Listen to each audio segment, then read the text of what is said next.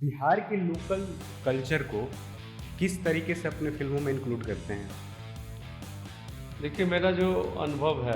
Bihar cinema को लेकर काफ़ी पीछे है बाकी राज्यों के तुलना में अगर देखें तो। पॉलिटिकल रूप से कितना प्रभावित है ये क्षेत्र? देखिए, हम लोगों का एक मांग 2015 में ही था। नीतीश कुमार जी लेके आए शराबबंदी। शराबबंदी हो गई, लेकिन उसका दुष्परिणाम जो है वो युवाओं के ऊपर दिख रहा है।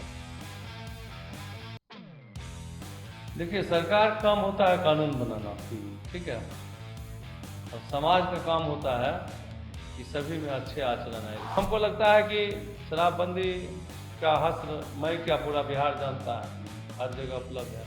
लेकिन समाज इस चीज़ को, इस बुराई को खत्म करने की समाज को आगे आना चाहिए। दोनों को प्रयास करना चाहिए बिल्कुल। मिलकर। ज्ञान की बात है तो ज्ञान की बात किताब में है, अच्छा अभी भी किताब है, पढ़िए पढ़िए। तो मजा आ रहा है ना इनको 15 सेकेंड बस और वही 30 सेकेंड के ज्ञान में। हाँ, स्क्रॉल करते रहिए, उंगली दुखाता है। तो भाई लग रहा है कि ये कम्युनिटी एकदम खत्म है, तो वो स्कीम बंद करो, आवाज़ देना बंद करो, कह दो कि जब तक तुम पटरी पे नहीं आओगे। एक लाइन का बात है, और बहुत आराम से, अगर लग रहा है कि समाज में ज़्यादा गड़बड़ियाँ हैं तो एक लाइन का एक रेजुलेशन पास हो जाएगा कि भाई आपका फलाने गतिविधि में रहता है, आपको सरकारी सुविधा नहीं दिया जाएगा। नमस्ते, पॉडकास्ट में आप सभी दर्शकों का स्वागत है। मैं हूं रवि सिंह और आज के हमारे मेहमान हैं रजनीकांत पाठक सर, जो श्री राम जानकी फिल्म्स के सीईओ हैं और सर खुद को कांग्रेस पार्टी का कार्यकर्ता बताते हैं। चलिए उनसे बातचीत करते हैं, और हाँ, चैनल को सब्सक्राइब जरूर कीजिए और बने रहिए साथ में।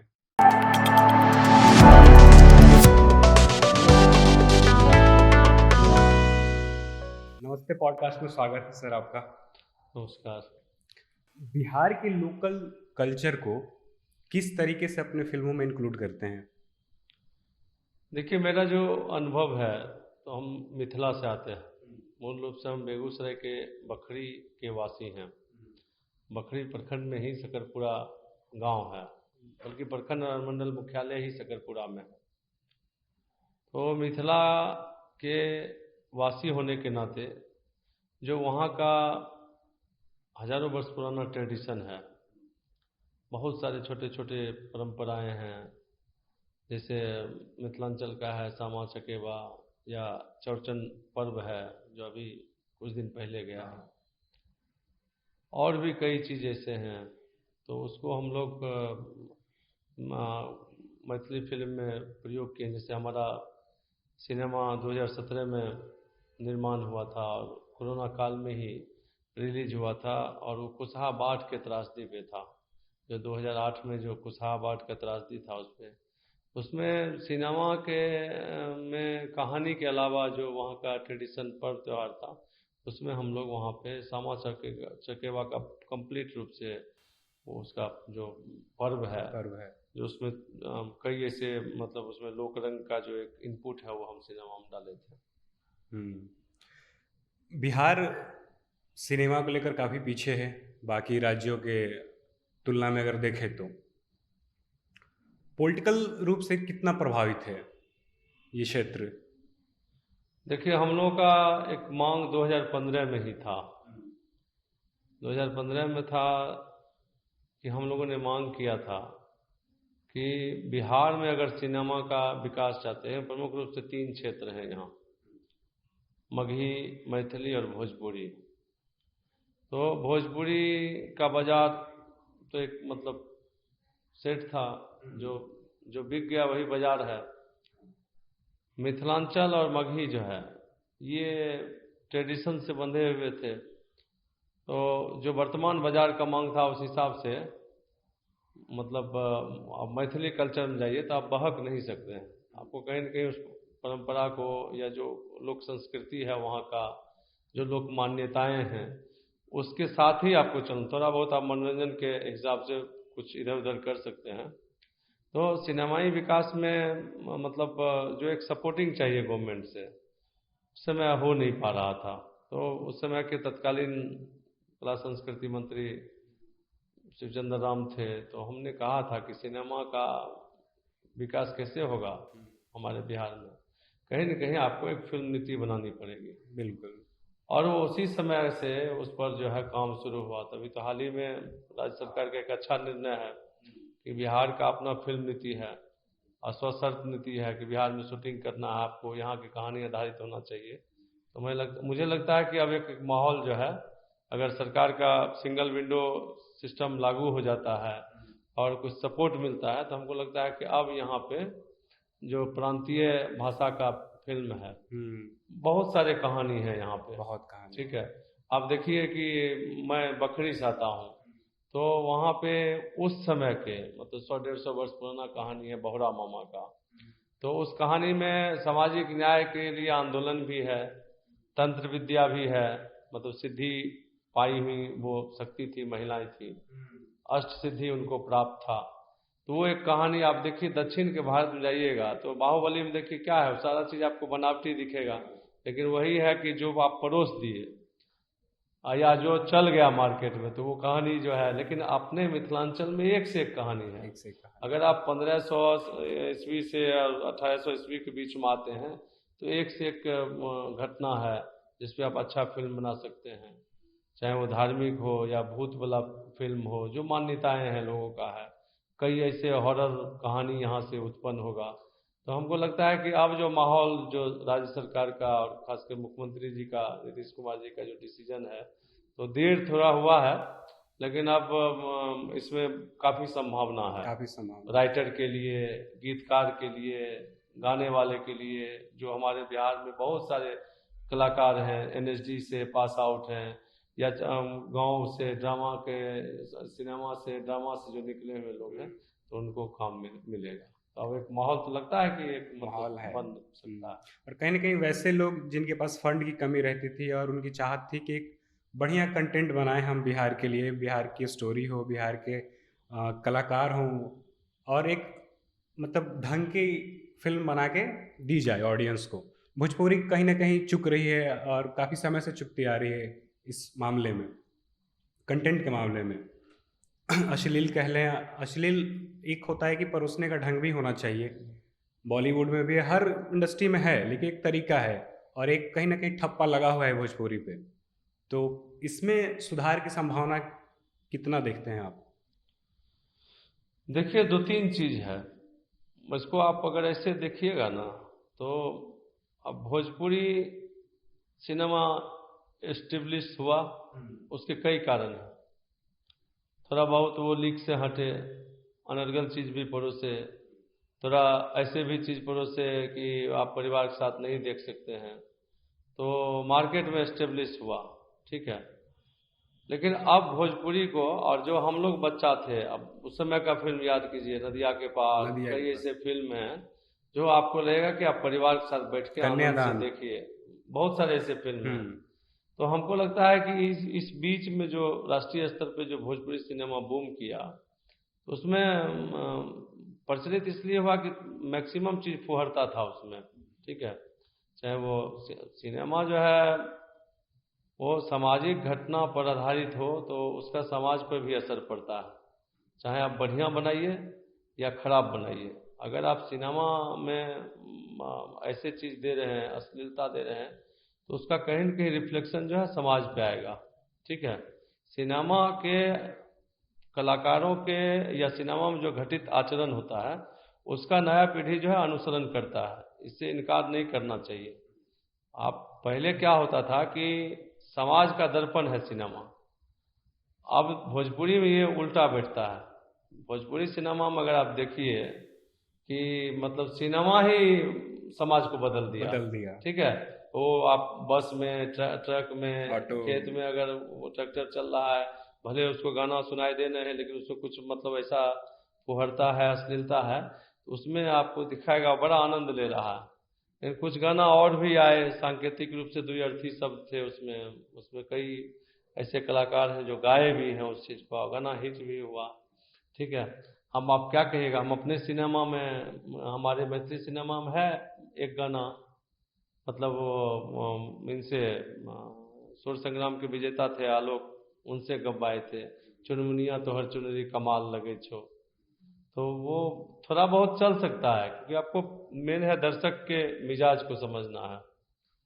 तो भोजपुरी सिनेमा में और खासकर मतलब ये जो चल रहा है अभी, तो अब लगता है कि चूंकि आप सरकार के, अगर हम कहानी बनाएंगे तो सरकार का तो शर्त होगा हाँ कि भाई इस कहानी से समाज कितना बदलेगा, ठीक है, हाँ तो पूरा देखेगा। और सेंसर बोर्ड भी बैठा सेंसर हुआ है, तो उस हिसाब से चलेगा।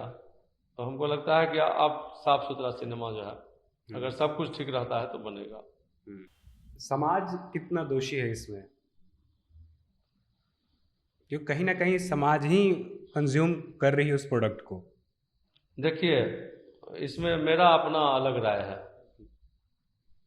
अगर कुछ घटना घटता है ना, तो अंततः निष्कर्ष जो है समाज पर, आपने भी सवाल कर दिया कि समाज कितना दोषी है, बिल्कुल। ठीक है, तो समाज ही सब कुछ है। आप किसी भी घटना को, चाहे वो सिनेमा हो या कोई सामाजिक गतिविधि की बात हो, तो समाज ही उसको संचालित करता है। मतलब अगर समाज अच्छा है तो समाज में एक सुंदर आकृति बनेगा, ठीक है, और जैसे ही समाज सुंदर आकृति बनाना बंद करेगा तो उसी समाज में विकृति पैदा लेगा। तो समाज तो दोषी है ही, लेकिन अब हम ये उसको थोड़ा सा इस लिहाज से देखते हैं कि अब इसको ऐसे उदाहरण के लिए समझिए कि अब आप खाना परोस रहे हैं, विकल्प नहीं है, ठीक है, और एक ही प्रकार खाना परोस रहे हैं, उसका कुछ दूसरा विकल्प नहीं है। उसमें कुछ एकादशी व्रत वाले होंगे, कुछ फलाहारी वाले होंगे, लेकिन आप रोटी चावल ही परोस रहे हैं, तो दो ही चीज़ होगा ना। या तो अपना भूख लगा हुआ है तो व्रत या बाकी चीज़ को कहेगा कि अब अगले बार कर लेंगे, और जो उपलब्ध है वही चीज़ खाना खाएगा। उसी तरह क्या होता है कि मार्केट में उपलब्ध क्या है, समाज को मनोरंजन चाहिए, ठीक है, समाज को। और मनोरंजन जो है सृष्टि के रचना के समय से ही है। संगीत जो है आप देखिएगा तो इसको सृष्टि के रचना से ही मानव संस्कृति के साथ जो है संगीत साथ चल रहा है, ठीक है। गाँव में भजन मंडली होता था, याद कीजिए होली के समय में जो है 15 दिन पहले माहौल बनता था, होली लोग गाते थे, जोगीरा घूम घूम के हाँ, लोग जोगीरा गुनगुनाते थे। तो ये समाज के साथ चलेगा। अब क्या है कि समाज में आप बढ़िया चीज परोस नहीं रहे हैं, और ये डिजिटल युग है, डिजिटल युग, ठीक है, डिजिटल युग है। तो ठीक है कि सिनेमा जो है सेंसर बोर्ड, अगर आप उसमें अनर्गल चीज है, अश्लील है, अभद्रता है, तो आपको सेंसर कहेगा इतना काटिए, इतना ये काटिए, उतना वो काटिए, तब हम आपको सर्टिफिकेट देंगे। लेकिन डिजिटल प्लेटफॉर्म पे ये तो ग्लोबल है, आप उसको अंतर्राष्ट्रीय मंच है, यूट्यूब हो या फेसबुक हो या इंस्टाग्राम हो, जितने भी मंच हैं, ट्विटर हो, ये अंतर्राष्ट्रीय मंच है, आपका इसमें कुछ नहीं चलेगा यहाँ पे। तो अब करना क्या है, तो निर्माताओं का या सरकार का ये जवाबदेही बनता है कि अच्छे कंटेंट। अब देखिए, बिहार का बहुत सारा स्वर्णिम अतीत है, बहुत सारे महापुरुष हुए, उन पे फिल्म नहीं बना, कहानी भी टूटी फूटी स्टाइल में है।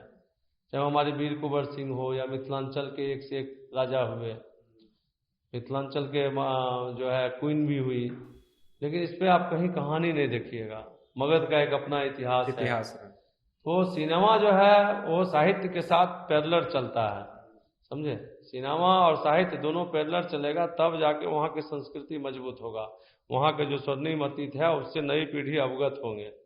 अब इसको देखिए ना, कि आप देखिएगा कि दक्षिण के फिल्मों में सारा चीज है, टेक्नोलॉजी भी है, मारधार भी है, और कहानी भी है। उस कहानी का कोई और छोर नहीं है। महाबली में क्या है ना, बाहुबली, उसकी कहानी क्या है बताइए, कल्पना ही है, हाँ। लेकिन सजाया उन्होंने अच्छा। और हमारे यहाँ वाजिब कहानी है, आप देखिएगा तो समाज, राजा सलहेश का अगर कहानी पढ़े देखिए तो उनका भी एक कहानी है, चौहरमल जी का कहानी है, बौहरा मामा का कहानी है, विद्यापति जी की कहानी है, ठीक है। और 1451 से लेके और आज़ादी तक मिथिलांचल का एक कहानी अलग है। वहाँ इंडस्ट्री का खान था, उसके बाद वहाँ पे शैक्षणिक, इसको पहला जो है एशिया में पहला महिला डॉक्टर जो है मिथिला से बनी थी। एक से एक कहानी तो सिनेमा बनाइए, कुछ ऐसे कहानी जब आप लाइएगा तो नई पीढ़ी सोचेगा ओहो 300 वर्ष पहले हमारे यहाँ से एक मतलब ये सब चीज था हमारे पास। तो समाज उससे क्या सीखे, प्रेरणा लेगा। ठीक है, आज समाज में प्रेरणा की जरूरत है। अगर आप प्रेरणा नहीं दे पा रहे हैं तो समाज का आकृति तो आप देख ही रहे हैं, अगल बगल जो घटना आपके इर्द गिर्द जो घटना घट रहा है उससे आइडिया लगा लीजिए कि समाज कहाँ है। खाली सिनेमा को क्यों दोष देंगे? क्यों? हाँ, सिर्फ बहुत सिनेमा। सारा ऐसा चीज है। सिनेमा को तो 5% आपको माहौल खराब किया, लेकिन डिजिटल पे क्या परोसा जा रहा है, आप उसको गहराई में देखिएगा ना। अच्छा, डिजिटल के कूड़ा कचरा को हम रोक नहीं सकते हैं, नहीं रोक सकते, लेकिन उसी डिजिटल फॉर्म प्लेटफॉर्म पे जब आप अच्छा चीज दे दीजिएगा, ठीक है, तो वो लोग कहेगा कि यार यही दिख है। ऑप्शन होना चाहिए। ऑप्शन होना चाहिए। आप उपलब्ध चीज क्या है, अब मैं कहा ना कि हमारे सामने में भोजन का ऑप्शन जो है, मैं शाकाहारी मांसाहारी दोनों हूँ, लेकिन आप शाकाहारी परोस दिए तो हमको तो रोटी दाल ही खाना है जब आज नॉनवेज खाने को मन किया, और रोज यहाँ वही है। जब ऑप्शन होगा तो आदमी डाइवर्ट होगा। तो मतलब जो मनोरंजन है, अब आप देखिए इसमें एक चीज और जोड़ना मैं चाहता हूँ कि जो हाउस वाइफ महिलाएं हैं, ठीक है, वो 4 साढ़े 4 बजे मैक्सिमम घरों में देखिए 4 साढ़े 4 बजे उठती हैं, अपने बच्चों को स्कूल भेजती हैं, तैयार करती हैं, और प्रतिदिन बच्चे के 2 कपड़ा, एक स्कूल ड्रेस और एक दैनिक रूप से जो पहनते हैं उसको साफ सुथरा करना, अपने हस्बैंड को ड्यूटी पर भेजना, लेकिन उसके बाद वो 8 घंटा बैठी हुई है। ठीक है, तो आप डिजिटल के युग में आप क्या दीजिएगा? तो आजकल वो रील बना रहा है, ये लंबा नहीं चलेगा, ये लंबा नहीं चलेगा। रील का क्या है, लंबा नहीं चलेगा।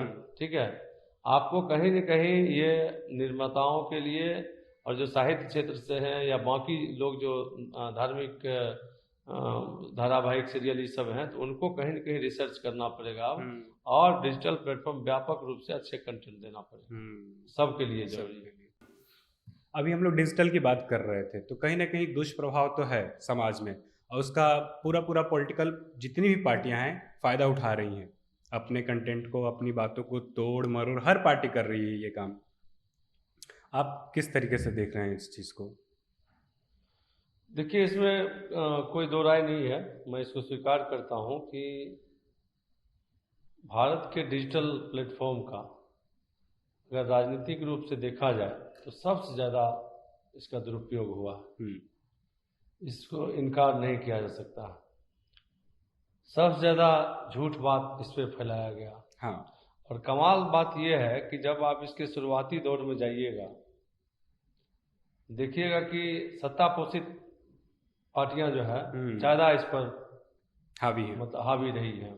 हालांकि अब उनको जवाबी भी बाकी दल भी इसको लेके मतलब करने लगे हैं, लेकिन आप देखिएगा कि कोई चीज़ का ना जब आप रिसर्च कीजिएगा तो शुरुआत कहाँ से हुई।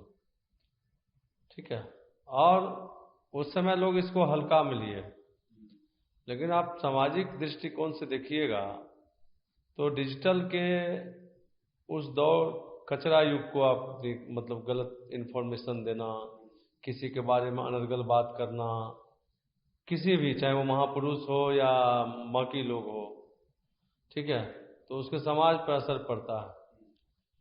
हुआ क्या कि इस टाइप का जब प्लेटफॉर्म पे बुरी चीज़ दौड़ी तो मूल चीज़ से आने वाली पीढ़ी भटकी।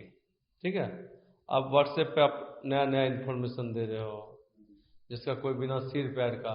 ठीक है, तो वो आपको उससे क्या है कि जो कभी कुछ नहीं पढ़ा, जो 15 16 17 साल एज का लड़का है, और जो व्हाट्सएप पर आप कंटेंट किसी रूम में बैठ के या उसको ट्रोल करवा रहे हैं या वायरल करवा रहे हैं, वो तो उसी कंटेंट को सही मान लिया। बिल्कुल। और ऐसे असंख्य कंटेंट कहेगा ऐसे नहीं ऐसे। अब बड़ा हास्यास्पद है कि गांधी जी की आलोचना सबसे ज्यादा इन 10 वर्षों में हुई है। ठीक है, हाँ, मतलब एक हमारे देश के आंदोलन में उनकी महती भूमिका है। अगर डीपली जाइए तो मतलब कई ऐसे उनके घटना है, कोई वो साधारण पुरुष थे नहीं। महात्मा गांधी और हम लोग जो है उनके बारे में बचपन से ही पढ़ते आए हैं, बापू के बारे में। लेकिन आप देखिएगा तो महात्मा गांधी जी का सबसे ज़्यादा आलोचना और बुरी तरह अनर्गल बात करना गांधी जी के बारे में सबसे ज़्यादा इन 10 वर्षों में हुआ। तो नुकसान किसका हुआ? गांधी जी तो एक आए, आज़ादी दिलाए, पूरे देश में भ्रमण किए, राष्ट्रपिता बने। नुकसान हुआ आने वाले पीढ़ी का, जो गांधी के विचारों को नहीं समझ पाया। आप देखिए, मतलब चंपारण की घटना है, तो गांधी जी के एक एक निर्णय को अगर आप देखिएगा तो उसमें स्पष्ट रूप से जो है आदर्श स्थापित होता है। गांधी जी चंपारण में थे और कस्तूरबा जी भी उनके साथ थे। चंपारण की महिलाएं उनके साथ मीटिंग में आती थी, जो हम लोग पढ़े हैं। और उस समय के भारत की कल्पना कीजिए, उस समय भारत में क्या था? ठीक से भोजन नहीं मिलता था देश के नागरिकों को। भुखमरी 32-33 करोड़ की आबादी, इसमें 70% आबादी जो है शाम को भूखे सोती थी। कोई भूजा खा के पानी पी के सो जाते थे, यानी कि 24 घंटा में एक बार भोजन मिलता था। और कपड़ा की बात तो छोड़िए, अभी जो लोग कपड़े पहनते हैं, चाहे पुरुष हो मर्द हो, अंडर गारमेंट्स, फिर कपड़े, और कपड़े प्रतिदिन बदलते हैं। लेकिन हम लोग अपने पिताजी के दौर में जाते हैं या दादाजी के दौर में जाते हैं तो खुट्टी टंगा रहता था। उनको कहीं जाना होता था तो बढ़िया कुर्ता निकाले और अपना सामाजिक या जो भी काम करके आ गए, फिर वो कुर्ता टंगा जाता था। वो 1 हफ्ता चलता था। आज क्या है? आज हम आप जो है शाम में कपड़ा बदलेंगे। ये गैपिंग है जो नई पीढ़ी है को ये समझना चाहिए। तो महिलाएं वहाँ की प्रतिदिन, और गांधी जी प्रशिक्षण देते थे। गांधी जी के बारे में इसलिए बता रहा हूँ कि एक दिन उनकी मीटिंग में स्थानीय महिलाएं आती थी, दूसरे दिन नहीं आती थी। ग्रामीण परिवेश की महिलाएं थी। तो गांधी जी को ये बात लगा कि आज क्यों नहीं आए। उन्होंने कस्तूरबा जी कहा कि जाके पता लगाइए क्यों नहीं आई। और जब कस्तूरबा गांधी गई हैं उस महिलाओं से, तो देखी है कि वो मतलब कंप्लीट कपड़ा उनके शरीर पे नहीं है। जो बीते कल पहनी थी वो खींच के साफ करके सुखा रही है। तो आधी बात तो उनको समझ में आई, आधी बात बोले कि क्या बात है, आज क्यों नहीं आए? बापू पूछ रहे थे। तो कहे कि आज आते तो पहन के क्या आते। और ये बात जब कस्तूरबा जी आई हैं और गांधी जी को बताई है, अब याद कीजिए कि चंपारण के आने तक गांधी जी कोट पैंट और कैप में हैं, लेकिन उस घटना के बाद यही चंपारण में उनका जो है कपड़ा का खुद जो है त्याग किए और एक धोती को 2 टुकड़ा किए, एक लपटे और एक लंगोट बनवाए और एक देह पर रखे। ये एक छोटी सी घटना है, ये एक आदर्श स्थापित करता है। तो डिजिटल युग में और खासकर जो हमारी पीढ़ी, गांधी जी के कई ऐसे आचरण हैं, अगर उसको आप अपने जीवन में उतार लीजिए तो हमको लगता है कि आपका जीवन संवर जाएगा। और आने वाली पीढ़ी को पढ़ना चाहिए। समस्या तो यही है कि ये पढ़ नहीं फकरा रहे बनाना समाज में, और ये गांधी जी के साथ पता नहीं जितना ठोस हमारे व्यक्तित्व थे वो, उतना उनके बारे में जो है मतलब यहाँ के लोगों ने दूसरा चीज चलाया, गलत प्रचार किया, समझे। तो ये चीज पढ़ना चाहिए। कोई साधारण आदमी नहीं थे। और डिजिटल युग में ये चीज हुआ। दूसरी चीज, धर्म का आड़ में देखिए क्या है।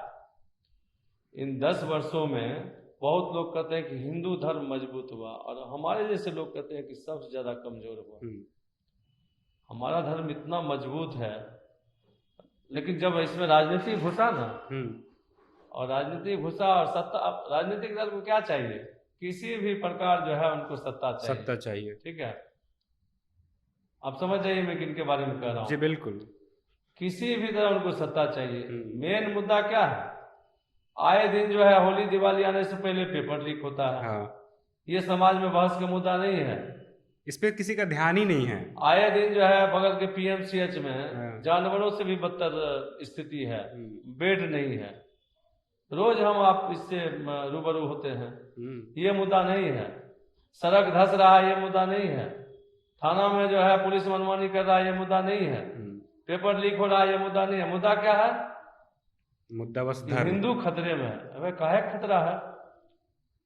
मैं तो आपके ब्रॉडकास्ट के माध्यम से कहता हूं कि आप देखिए चालाकी सत्ता का।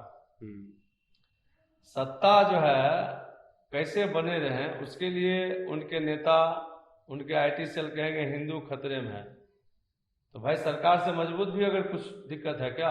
अगर हिंदू या कोई मुसलमान गलत कर रहा है तो उसको सरकारी लाभ देना बंद करे सरकार। सरकार के लिए आइडेंटिफाई करना कितना आसान है। हम क्यों लड़े अब्दुल से या रहीम से, या रहीम क्यों लड़े पाठक, मिश्रा और झा से? बिल्कुल सही बात है। हमारा क्या है? हमारी संस्कृति जो है साझी विरासत है, प्रेम से रहने वाले लोग हैं। हमारा पीढ़ी जो है, हमारे हाई स्कूल में मुस्लिम भी शिक्षक होते थे, उनको भी हम प्रणाम करते थे, और हिंदू भी होते थे। हमारे समय में तो ये भावना नहीं था। लेकिन अभी आप क्या किए हैं, एक ऐसा वातावरण बनाए हैं कि हर चीज आपको लगेगा कि ये आदमी जो है गलत है, गलत है। मतलब ये देखिए कितना अच्छा मतलब ये चीज है। तो अब इसमें मेन चीज है कि आप, हमारे जैसे लोग तो कहते हैं कि भाई एक चीज बताओ कि जो भारत सरकार का, भारत के प्रधानमंत्री कौन है? मोदी जी। हिंदू हृदय सम्राट है कथित तौर पे। वो हिंदू के रक्षक है, इन 10 वर्षों में सबसे बड़े रक्षक है, साबित हो गया। और उनको पता है कि कौन कम्युनिटी जो है गड़बड़ कर रहा है। तो सरकार के पास तो पावर है, उनके प्रशासन अपना, दल के कार्यकर्ता अपना, थाना अपना, पुलिस अपना, कचहरी अपना। काहे न चिन्हित करके जो लोक कल्याणकारी स्कीम है, आपको पता है भारत के संविधान के व्यवस्था के अनुसार जितने भी लोक कल्याणकारी योजना है, ठीक है, अगर गरीब को 5 किलो चावल मिल रहा है तो वो जात नहीं देखता है, जात नहीं देखता, न धर्म देखता है। जो नीडी है, आवश्यकता है, देखिए कितना अच्छा खूबसूरती है, वो सबको मिल रहा है। तो भाई जिनको हिंदू या मुसलमान का बात लग रहा है, तो भाई लग रहा है कि ये कम्युनिटी एकदम खत्म है, तो वो स्कीम बंद करो, आवाज देना बंद करो, कह दो कि जब तक तुम पटरी पे नहीं आओगे। एक लाइन का बात है, और बहुत आराम से। अगर लग रहा है कि उस समाज में ज्यादा गड़बड़ियां हैं तो एक लाइन का एक रेजुलेशन पास हो जाएगा कि भाई आपका फलाने गतिविधि में रहता है, आपको सरकारी सुविधा नहीं दिया जाएगा। लेकिन ये होगा नहीं, ये नहीं होगा, क्योंकि ये मुद्दा ही नहीं है। तो ये आम जनता को भी ये बातें समझनी चाहिए। मतलब कहावत है ना कि जैसे नहीं वो जादूगर आता था, मुर्गीधर आता था और बंदर नचाता था, तो हम लोग बंदर हैं, नाच रहे हैं, नाच रहे हैं, समझे? मतलब इसको ऐसे स्वीकार कीजिए। बिल्कुल। बेसिक मुद्दा क्या है? कॉलेज में पढ़ाई हो रहा है कि नहीं, ये देखिए। समाज का निर्माण किससे होगा? समाज का सुंदर आकृति बनेगा शिक्षा से, पुस्तकालय से, विद्यालय से। ये इस पर न बात होना चाहिए। अस्पताल से ना औषधालय पे बात हो रहा है, ना शिक्षालय पे बात हो रहा है, ना पुस्तकालय पे बात हो रहा है। मतलब देखिए डिजिटल जो है ना गांव तक पहुंच गया है। गांव तक अब इसको आप खत्म नहीं कर सकते हैं, बदल सकते हैं। कंटेंट बढ़िया दीजिए। अगर ग्रामीण महिलाओं को मनोरंजन चाहिए, आप उस पर रिसर्च कीजिए। आज भी एक साधारण से गांव के एक महिला को ट्रेडिशनल चीज, शादी ब्याह में होता था, समधी का गाली होता है, चाहे वो भोजपुरी इलाका हो, मिथिलांचल इलाका हो, मगही इलाका हो, तो भतखे होता था, तो मगही गाली। तो उसी का कुछ वीडियो बनाइए कि भाई समधी के कैसे गाली देते हैं। मतलब मैं छोटा सा उदाहरण दे रहा हूँ, वो जरा सुनाइए, वो देखिएगा ज्यादा वायरल होगा। ठीक है, लोग देखेंगे कि पुराने चीजें हैं, तो पुराना चीज पे आइए, देखेगा लोग। मनोरंजन कहीं टिकाऊ होता है क्या? और आजकल तो ऐसा है कि सुबह क्या देखे और शाम को याद नहीं रहेगा। पुराना जमाना में एक एक सिनेमा का चर्चा वर्षों तक होता था। फलाना सिनेमा आया था, बड़ा बढ़िया था, उसमें फलाना हीरोइन था, तो कोई ना हीरोइन को पहचानता ना कुछ पहचानता। इंडियन क्रिकेट टीम में एक ही टीम होता था, वही उल्टा पुल्टा टेस्ट में और वनडे में जाता था, 11 प्लेयर का नाम होता था। अब हम आपको पूछ देंगे, आपको नहीं पता, हमको भी नहीं पता, क्योंकि आपको 2020 आ गया, तो लीग हो गया, पता नहीं कितने टाइप का बन गया। तो आपको कंटेंट जो है, कहने का मतलब है कि कंटेंट उस हिसाब से बनाना पड़ेगा। ठीक है। और पोलिटिकल देखिए, अब डिजिटल युग में ना अब लोग समझने लगे हैं, समय जो है ना, समय सबका जवाब देता है। ठीक है, अभी आप हमको कुछ अनाप शनाप बोल दिए, मैं अभी सक्षम नहीं हूँ आपको जवाब देने में, लेकिन समय आएगा अपने आप आपको जवाब मिल जाएगा। ठीक है, तो ये सब सारा चीज है।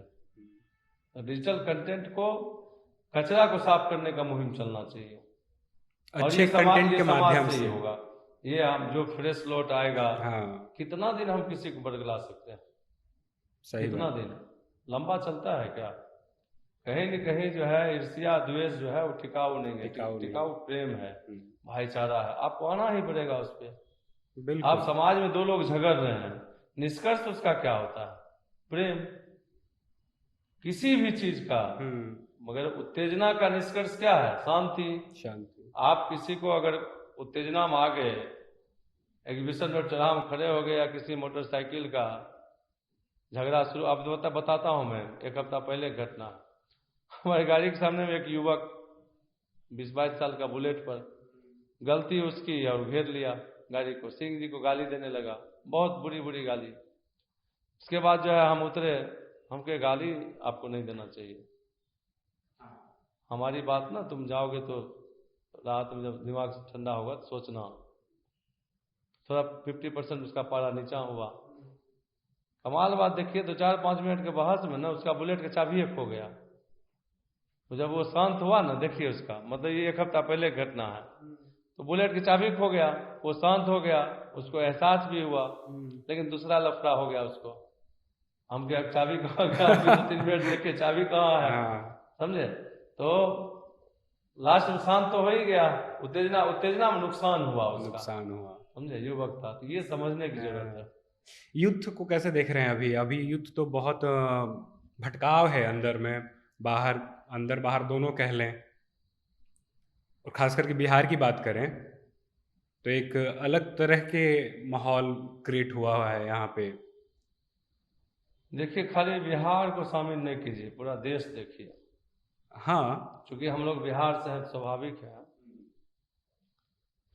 रोजगार घटा है, ठीक है, और निकम्मापन जो है ना, ये प्रवृत्ति बढ़ गई है। हमारे दौर में क्या था कि हमको काम करना है, जो आदमी ये सोचा ना हमको काम करना है, तो वो काम करता था। लेकिन अभी बाकी चीज़ आप देखिएगा कि जितना न चीज़ उपलब्ध है सोशल मीडिया में, या टाइम पास, या उसके माता पिता खिला ही रहे हैं तो टेंशन नहीं है, उसका अपना कुछ एम्बिशन नहीं है, और ये बहुत खतरनाक है। आप देखिए कि इससे दुष्परिणाम क्या होगा। इसका दुष्परिणाम ये होगा कि अगर एक गांव में 20 युवक की टोली है, ठीक है, मतलब एक एग्जाम्पल देख बता रहा हूँ, उसमें 2 लड़का काम करता है, क्योंकि उसको यह एहसास हो गया है कि हमको काम करना जरूरी है। ठीक है, माता पिता ने पढ़ाया इतना, अब हमको क्या देना है, तो काम करना है, तो वो काम करने लग गया। लेकिन वो 18 आदमी जो है ना, वो काम की भी तो संस्कृति होती है ना, काम भी एक कल्चर है कि आपको 8 घंटा काम करना है। तो जब काम की संस्कृति है, वो उससे आप अगर नहीं शामिल होइएगा तो फिर तो बहुत दिक्कत हो जाएगा। बहुत दिक्कत होगा। तो उसका एक नेचर डेवलप हो गया कि हमको काम नहीं करना है, कौन कौन काम कर रहा है उसको देखना, उसकी जिंदगी कैसी है। तो ये बहुत खतरनाक सीन है, और वहीं से पनपता है गलत चीज का अंजाम, समझे? चाहे वो नशा में जाएगा, या और भी कुछ घटना घटेगा, या चोरी करेगा। देखिए, छोटा छोटा घटना ही बाद में विशाल होता है। तो मैं समझता हूँ कि जो आज की युवा पीढ़ी है, ठीक है, वो अपने अपने प्रति सतर्क रहे। मतलब किसी भी गलत चीज़ का अंजाम बुरा होता है, और अपना करियर जो है उसमें वो बर्बाद नहीं करें, क्योंकि सभी को शून्य से शुरुआत करना पड़ेगा। आपको जो भी अवसर मिल रहा है, या खुद अवसर क्रिएट कीजिए, जो भी मिल रहा है, रोटी दाल के लिए तो आपको काम करना पड़ेगा। कौन ऐसा माता पिता है जो जिंदगी भर अपने बच्चे को, कोई नहीं। हमारे दौर में 12वीं के बाद कहिए कि माता पिता को फ्री कर दिया जाता था, वह अपना खर्चा निकालो। 10वीं करा दिया, उसके बाद अपना खर्चा। लेकिन अब तो है लोग बीटेक बीटेक के बाद भी सब बाद भी लोग भटक रहे हैं, कई इंजीनियर जो है भटक रहे हैं। तो हमको लगता है कि ये खतरनाक दौर है, और इसमें सत्ता पर क्या बोलना है, बहुत सारा आपका बोल ही दिए हैं। तो इसमें खतरनाक उस यूथ को भी संभलना चाहिए। एक मतलब ये मेरा ऑब्जर्वेशन है कि 2010 के बाद बहुत सारी चीज़ें बदली, यूथ को भी लेकर, बच्चे जितने भी हैं। पहले एक शर्म हाया वाली भी चीज़ थी सबके अंदर कि अगर हम लोग कुछ कर रहे हैं, इनफैक्ट खेल भी रहे हैं, और कोई गुजर रहा है, टीचर हो गए या आस पड़ोस के कोई भैया अंकल वैसे, तो हम लोग थोड़ा सा सहम जाते थे, और आपस में कभी झगड़ा भी हो गया, गाली गलौज भी हो गई चीज़ें, तो आदमी रुक जाता था। 2010 के बाद देख रहा हूँ मैं कि ये चीज़ें बहुत कम हो गई हैं। कम क्या मतलब ना के बराबर। कोई भी सामने हो, उनको शर्म हया वाली चीज़ें नहीं हैं, बिल्कुल भी नहीं। वो अपने ढंग में हैं, अगर नशा कर रहे हैं तो नशा कर रहे हैं, या फिर उनसे बात भी कर रहे हैं। मतलब ओपन के नाम पे मतलब पता नहीं क्या ही हो रहा है ये। देखिए, इसको 2010 आप पकड़े हैं ना, ठीक है, यही काल है। जो ग्रामीण अभिभावक की संस्कृति थी ना, बहुत सुंदर थी, भारत की, बिहार की, ठीक है। अब तो अपना पिता अपने बच्चे का गार्जियन नहीं है, और इस चीज को सबसे ज्यादा भयावह बनाया, मतलब उसको फिर 13-14 के बाद आई है, 15 के बाद आई है डिजिटल। तो निर्लजता की पराकाष्ठा है ना, वो डिजिटल युग से शुरू हुआ। क्योंकि देखिए, आप एक चीज मानिए कि बिहार में एक संस्कृति है, वो पूरे देश में नहीं है। बिहार के माता पिता ना, कितना हो गरीब हो, वो अपने बच्चे को पढ़ाना चाहते हैं। ये आप किसी भी प्रांत में इस प्रकार का चीज नहीं मिलेगा जो बिहार के माता पिता में है। बिल्कुल, ये बहुत बड़ी चीज है बिहार के माता पिता के लिए। एक साधारण किसान भी चाहता है कि हमारा बच्चा पढ़े, उच्च शिक्षा प्राप्त करे, चाहे हमको दिन रात एक क्यों नहीं करना पड़ेगा। ये जो है, मतलब बिहार के माता पिता में है ये बात, और बहुत अंदर से भरा पड़ा है। हुआ क्या कि माता पिता ना शहर का खर्चा जोड़ दिए, खाना पीना, हॉस्टल, ये सब चीज। लेकिन उसमें से जो बच्चे शहर आए ना, तो वो देखे, मतलब आप कोई भी चीज अगर आप जाइएगा तो आपको स्वाभाविक है कि माइक्रो लेवल पे जाना पड़ेगा। भाई, कोई भी चीज की ये इसमें विकृति क्यों आया? ये तो इतना अच्छा है कि माता पिता जो है अपने मतलब दैनिक खर्चा, मतलब 4 रोटी की जगह 1 रोटी खा के 3 रोटी का पैसा जो है अपने बच्चे को भेजता है। ये तो अच्छी बात है, अच्छी बात है। तो ये आप उसमें जाइएगा। तो उनके बच्चे जब शहर आए तो उसमें कुछ लोग अपने आप को ठीक रखे, लेकिन फिर बदलना शुरू हुए। फलना के पास मोबाइल है, मेरे पास क्यों नहीं है? ठीक है। और उसका भी रहा कहा कसर दूर किया कोरोना। कोरोना तो मतलब पहला दूसरा के बच्चे को भाई ऑनलाइन ऑनलाइन ऑनलाइन, क्या हो गया ऑनलाइन से? पहला दूसरा में आप नहीं भी पढ़े 2 साल तो क्या हो गया बताइए ना। मेन चीज है कि जो प्राइमरी एजुकेशन के बाद 8वीं के बाद जो है बोर्ड के लिए तैयारी होता है, बेस बनता है। यहाँ तो एक ऐसा सबसे ज्यादा मोबाइल बिका है कोरोना के दौर में, मतलब वहाँ के हम ऑनलाइन क्लास देंगे। सब आदमी इसको कोरोना के पीरियड को अपने स्टाइल में मैनेज किया, समझे। और आम जनता से जितना हो सके, अब भाई अगर बच्चा को पढ़ाना है, मोबाइल देना ही पड़ेगा। कौन ऐसा पेरेंट्स नहीं है जो 2-3 को मोबाइल नहीं खरीदा, बताइए। और उनका जो जिस समय इनकम के कोई सोर्स नहीं थे, उस समय जो है मध्यम वर्ग और लोअर मध्यम वर्ग और गरीब पर जो है प्रहार हुआ, डिजिटल प्रहार हुआ। बच्चा को पढ़ाना तो मोबाइल अथी करो, समझे, मोबाइल खरीदाया। अब मोबाइल में कौन मेमोरी याद रहता है? जो मोबाइल अपने आप में मेमोरी है, तो काहे आपके मेमोरी दुरुस्त रखेगा वो? सही बात है। अब याद कीजिए कि हम ही लोग आज से 20 साल पहले 100 आदमी का नंबर याद होता था, लेकिन जब से इस टेक्नोलॉजी को स्वीकारे हैं, अपना नंबर भी याद नहीं, अपने वाइफ का नंबर याद नहीं रहता है। सही बात है। देखना पड़ता है कि श्रीमती जी का नंबर जो है सेव है कि बच्चे कहाँ सेव है, याद नहीं होता है। सबके साथ ये घटना है। तो तकनीकी जो है, तकनीकी हम लोगों को अपने आगोश में लिया, ठीक है। हम तकनीकी को हम उपयोग नहीं कर, तकनीकी हमको उपयोग कर रहा है, समझे। हर इंसान आप देखिएगा, जिसके मैं इस चीज़ को बहुत सहजता के साथ से, हर इंसान 5-6 घंटा बेफालतू को मोबाइल दे रहा है डिजिटल पर। कल्पना कीजिए कि ये 5-6 घंटा आप दे दिए, फिर बाकी काम कीजिएगा, जाके विश्राम कीजिएगा। इस 5-6 घंटा में प्राप्ति क्या है हमको, आपको? ज्ञान की बात है तो ज्ञान की बात किताब में है, अच्छा अभी भी किताब है, खरीदिए पढ़िए। तो मजा आ रहा है ना इनको 15 सेकेंड बस और वही 30 सेकेंड के ज्ञान स्क्रॉल का, में। हाँ स्क्रॉल करते रहिए, उंगली दुखाता है, हम्म। मतलब काफी काफी और है। कोविड के समय में बच्चों को तो मोबाइल थमा ही दिया गया। बच्चों को तो मोबाइल पसंद ही है, एक्सक्यूज हो गया कि नहीं नहीं दीजिएगा तो नहीं पढ़ेंगे।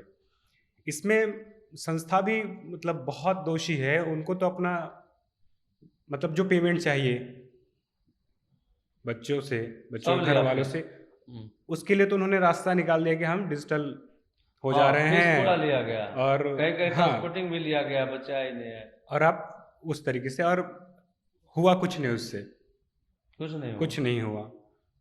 बिहार की अगर बात करें, बिहार के जैसे आप बता रहे थे कि माता पिता चाहते हैं कि पढ़ें, ये बहुत अच्छी बात है, बहुत खूब अच्छी संस्कार है। अपना पेट काटते हैं, बच्चों को भेजते हैं। लेकिन अगर बिहार की शिक्षा व्यवस्था को देखें, सरकार भले ही कई सारी स्कीम निकालें और फंड रिलीज करें, लेकिन वो सफल नहीं है। देखिए हमारे समय का जो दौर था ना, स्कूल में अभिभावक का इंटरफेरेंस था कि विद्यालय की शैक्षणिक गतिविधि सही चल रहा है कि नहीं। चल जाइए, उन्हें एक लाइन में समझा रहा हूं। 1990 के पहले के बिहार के शैक्षणिक वातावरण में आप जाइए, तब आज के कमी को आप समझ पाइएगा। जो भी अगर यहाँ कोई 1990 से पहले क्या स्थिति, हर घंटी पढ़ाई होता था। ये घंटी लगा तब मैथ का आएगा, फिर गणित का आएगा, फिर विज्ञान का आएगा, फिर व्याकरण का आएगा, फिर इंग्लिश का आएगा। आज क्या है? और अभिभावक का इंटरफेरेंस ये सेंस था कि आप जैसे हमारे पिताजी या किसी के भी जो बच्चे पढ़ते थे, वो जाते थे विद्यालय में और शिक्षक को बड़े आदर से कहते थे कि मास्टर साहब हमारे बच्चे को कोई शिकायत तो नहीं है। और या किसी टीचर का शिकायत होता था तो 10 लोग जाते थे कि भाई फलाने आपके मास्टर साहब नहीं पढ़ा रहे हैं ठीक से। तो ये संस्कृति तो आपको खत्म हुआ 1990 के बाद। धीरे धीरे कोई भी चीज़ ना अचानक खत्म नहीं होता है, धीरे धीरे धीरे धीरे धीरे धीरे धीरे धीरे खत्म हुआ। उस 15 साल के अगर देखिएगा, 1990 से लेकर 2005 तक का समय देखिएगा, तो सबसे ज़्यादा गिरावट है, समझे। सबसे ज़्यादा गिरावट है। बहाली नहीं, माहौल नहीं, बहुत सारा चीज़ था। अब उसके बाद आए नीतीश जी, तो नीतीश जी अभी भी उसी गिरावट को उठाने के चक्कर में है कि हम कैसे 1990 में जाएं। 2024 के लिए अभी नीतीश जी का प्रयास नहीं है शिक्षा के लिए, एकदम मैं ईमानदारी से आपके पॉडकास्ट पे बोलता हूँ। आप देखिएगा ना कि 1990 से लेकर 2005 तक का जो गिरावट है शैक्षणिक रूप से, मैं एक पॉलिटिकल कार्यकर्ता भी हूँ लेकिन इसको स्वीकार करता हूँ, ठीक है। तो वो बेसिकली क्या होता है, एजुकेशन में ना, एजुकेशन में दो चीज साथ चलना चाहिए, शिक्षा और दीक्षा। दीक्षा समाज देता है और शिक्षा जो है विद्यालय के शिक्षक देते हैं। ये दोनों चीज खत्म हुए। किस अभिभावक को चिंता है कि फलना स्कूल में पढ़ाई हो रहा है कि नहीं हो रहा है। और सबसे ज्यादा अभी एक आए थे विभागीय सचिव, उनकी सबसे ज्यादा आलोचना हुई।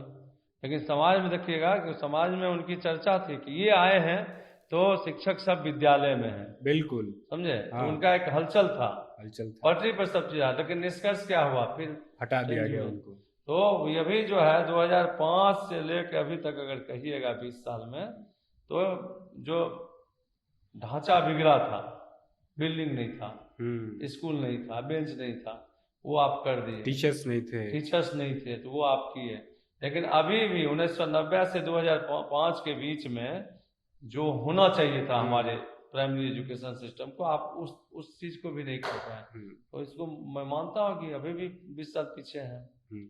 और जगह की बड़ी बड़ी बिल्डिंग है, सरकारी स्कूल में क्लास में रूम है, पंखा है, बेंच है, एसी है, क्यों नहीं होगा। और मैं तो मानता हूँ ये 3-4 चीज ना सरकार को अभी 100 साल तक एकदम सरकारी रहने देना चाहिए।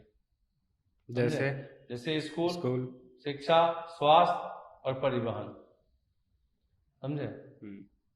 स्वास्थ्य में देख लीजिए, ग्रामीण स्तर पर एक ही हॉस्पिटल संभाल लेता था।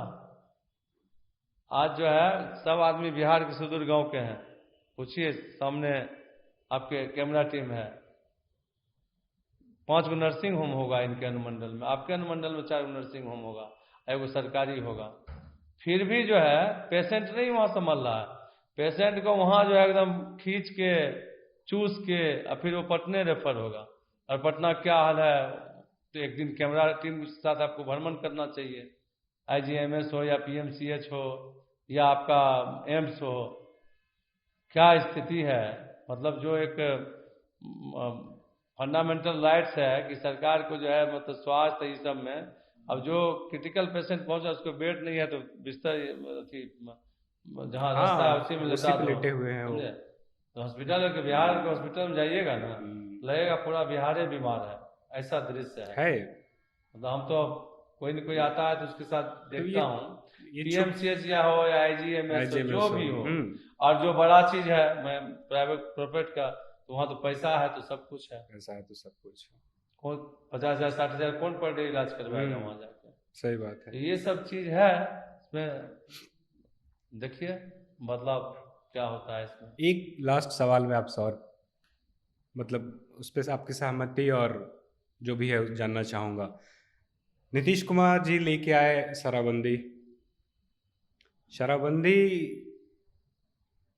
हो गई, लेकिन उसका दुष्परिणाम जो है वो युवाओं के ऊपर दिख रहा है। देखिए, सरकार का काम होता है कानून बनाना, ठीक है, और समाज का काम होता है कि सभी में अच्छे आचरण है। सरकार सामाजिक आचरण के लिए सरकार दोषी नहीं है, मैं इसको कहता हूँ, मेरा राय है। ये सरकार भी कानून बना के हाथ नहीं झाड़ सकता है। आखिर शराब उपलब्ध क्यों हो रहा है, सरकारी तंत्र की जानकारी में है कि नहीं, लोकल थाना को पता है कि नहीं, ठीक है। अगर आप निर्णय लिए तो कम से कम जो आपके महकमे के लोग हैं वो तो कम से कम इन्वॉल्व नहीं हो। कौन नहीं जानता है। अब तो एक गांव में कहावत है कि पहले जो है शराब दुकान मिलता था, अब दरोगा बेचता है। ये गांव का जो एक साधारण कहावत है गांव में। तो ये चीज़ नहीं होना चाहिए। लेकिन बाकी चीज़ है कि शराबबंदी जो है समाज के लिए जो है कि शराब मुक्त हो, समाज शराब मुक्त हो, इसके लिए समाज को प्रयास करना चाहिए। इसमें क्या है, पहले तो परंपरा था ही ना कि चौपाल लगता था, फलाना का लड़का इतना अच्छा है, चिनाना। आज चर्चा होता है कि आज अपने बच्चे की चर्चा नहीं करते हैं। तो कहीं न कहीं छोटा छोटा जो कंपोनेंट्स था जो समाज को नियंत्रित रखता था, उस चीज़ का क्षरण हुआ। इसमें हम सरकार को दोषी नहीं देंगे, इसमें समाज बैठना पड़ेगा। बहुत भाग लिए 20-25 साल, हाई पैसा हाई ये, अब आपको समाज का ढांचा बिगड़ जाएगा। तो हम बहुत बढ़िया बिल्डिंग बना दिए हम, लेकिन अगल बगल झोपड़ी है, तो सबसे ज़्यादा खतरा हमारे बिल्डिंग पर है, ठीक है। हमारे बिल्डिंग के इर्द गिर्द खाली झोपड़ी है, अभाव है, तनाव है, भूखे लोग हैं, तो हमारा रसोई ज़्यादा खतरा में है। तो हम प्रयास करें, छोटे छोटे प्रयास करें, समाज के लोगों को बैठाएं, और सबका जो है शिक्षा, बच्चे स्कूल के टाइम में 10 से 4 अगर गांव में कोई इधर उधर भटक रहा है तो समाज उसके लिए जवाबदेही है। इसके लिए पुलिस, पहले लोग पूछ देते थे, हाँ पूछा, क्या तुम अभी इधर क्यों हो, जाओ स्कूल जाओ। तो हमको लगता है कि शराबबंदी का हस्र मैं क्या पूरा बिहार जानता है, हर जगह उपलब्ध है। लेकिन समाज इस चीज को, इस बुराई को खत्म करने के लिए समाज को आगे आना चाहिए, दोनों को प्रयास करना चाहिए मिलकर। बिल्कुल हाँ। सरकार और मतलब उसमें गांधी जी का देखिए ना, गांधी जी खुद कहते थे कि समाज जो है तत्परता से समाज तैयार हो और नशा मुक्त समाज बने, इसके लिए समाज को खड़ा होना चाहिए। आप राहुल गांधी जी से भी मिले हुए हैं, बताइए कुछ। क्योंकि हम कांग्रेस पार्टी के साधारण कार्यकर्ता हैं, ठीक है, तो साधारण कार्यकर्ता स्वाभाविक है कि कभी न कभी जो नेता है उनसे भेंट हो ही जाएगा। अच्छे नेता लगते हैं, संघर्ष कर रहे हैं, झूठ नहीं बोलते हैं। और गांधी जी का, उनका एक राहुल जी का सबसे अच्छा कोट है, डरो मत। डरो मत, ये साधारण लाइन नहीं है। हाँ। लेकिन देखिए, मैं इसको कंप्लीट कर लेता हूँ। राहुल जी का कोट है डरो मत, ये राहुल जी से पहले गांधी जी बोलते थे। गांधी जी का जो अहिंसा है ना, उसमें लाइन है डरो मत। जब समाज डरना छोड़ देगा ना, तो अपने आप वो अहिंसावादी हो जाएगा। क्या है कि आप अगर हम आपको देखिए, हिंसा क्या है? हिंसा ये है कि जब आप हमको एक थप्पड़ मारते हैं तो हमको आक्रोश होता है, हम भी आपको 2 थप्पड़ मारते हैं, ये हिंसा है।